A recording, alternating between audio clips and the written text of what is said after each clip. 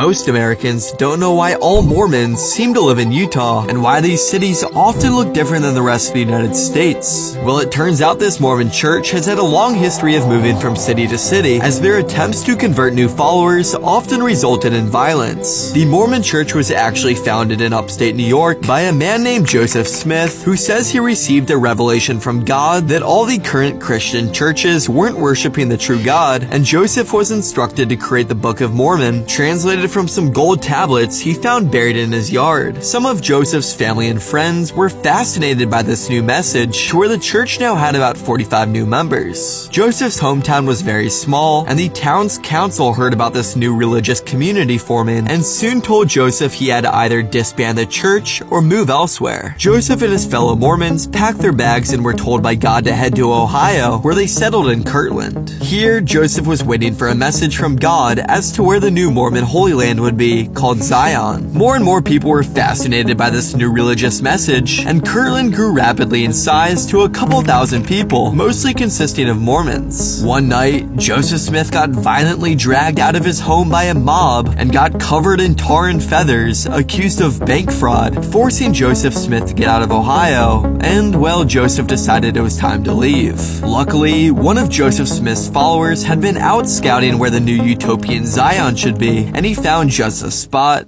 Jackson County, Missouri. Joseph was given a sign from God that Jackson County, Missouri was right next to the original Garden of Eden, which is where Adam and Eve once were. Jackson County, Missouri was supposedly the original Holy Land, but the Missouri residents who had been living here for some time didn't agree and had a strong pushback against the Mormons moving here. Locals in Missouri became violent with the Mormons, but Joseph Smith urged his followers not to fight back, as he would soon lead the church to Illinois, where a young lawmaker known as Abraham Lincoln would help out. This story only gets crazier as Joseph eventually finds himself in an Illinois prison, so follow because tomorrow I'm posting the rest of the story.